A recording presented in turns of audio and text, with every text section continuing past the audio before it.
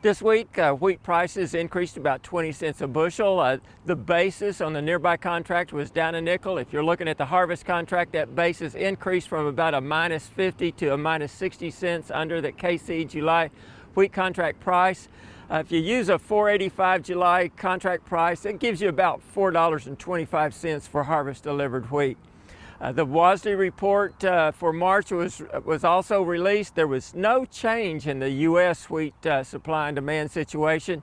However, the market analysts were expecting the USDA to lower exports a few million bushels and increase ending stocks.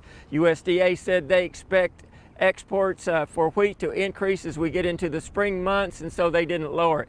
You look at the world situation, the world wheat production was lowered and world wheat consumption was lowered. The net impact was about a 50 million bushel lower in world ending stocks. I think that the good news there is that at least it's in the right direction. And talking to market analysts, they're talking about the low prices, about prices being below cost production. They're warning producers that this could stay into effect for the next couple of years, and for producers to prepare for this from a financial standpoint.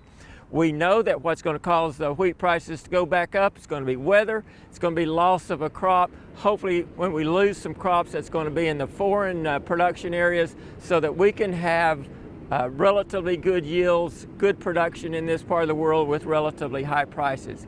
You go back to 2008, it took 2 years for the market to clear these low prices. 08 and 09 prices were low, 09, 010.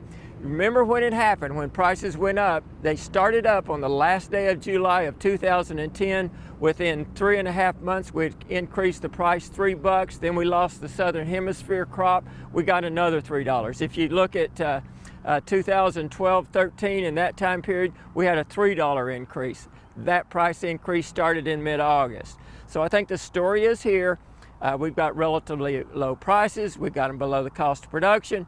I probably wouldn't forward contract anything. I'd wait and see what prices were at harvest. If they're low, I'd hold into the fall and winter, knowing that a price is going to go up. It's going to be later in the year. And I'd make sure that I could also afford, say, a 50-cent price drop if those foreign crops come in higher than expected. I have 2 questions. This is like a press conference now. Okay. It's where you say, Mr. Deacon with Oklahoma State University, your question.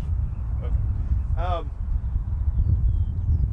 Is this downturn in the wheat price, is this the new normal because of the world wheat production now?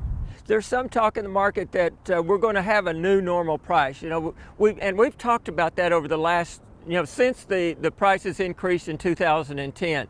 We've talked about what is our average market price. I've got it around $6 to $6.50. Right now, there's market analysts saying, are we going to have a new normal down here around $4, $3.75 to $4.25? I don't think so, because I don't think the nitrogen, the input costs are going to come down so that the cost of production is less than $3.75 a bushel. And if we're not going to produce wheat if we don't make a profit doing it. And so, no, I don't think current prices are the new normal. I think that new normal may be more in the $5.25 to $5.50 range, but I don't think it's down at the $4 level. Oklahoma and the Southern Plains have had rain recently. Is it enough to boost the spirits of the wheat grower? Wheat's in relatively good condition. The hard red winter wheat, the soft red winter wheat, they lowered it 2%. That's insignificant right now. I think we've got moisture in the crop. It's going to depend on timely rains. The weather people are talking about going from El Nino to La Nina, but they're talking about that happening in the June, July, August time period. We're already going to have this crop in the bin.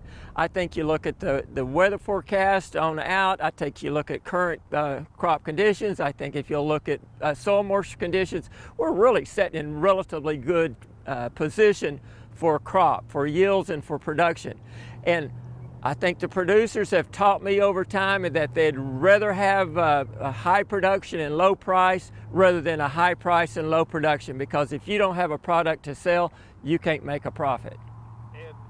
And will protein play a role in this crop?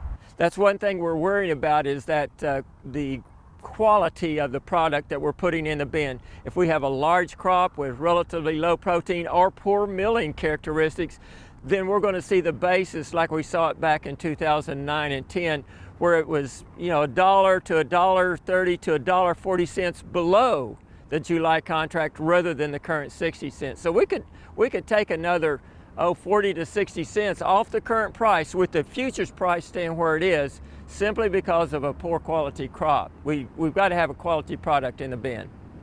Very good. Awesome. Thank you.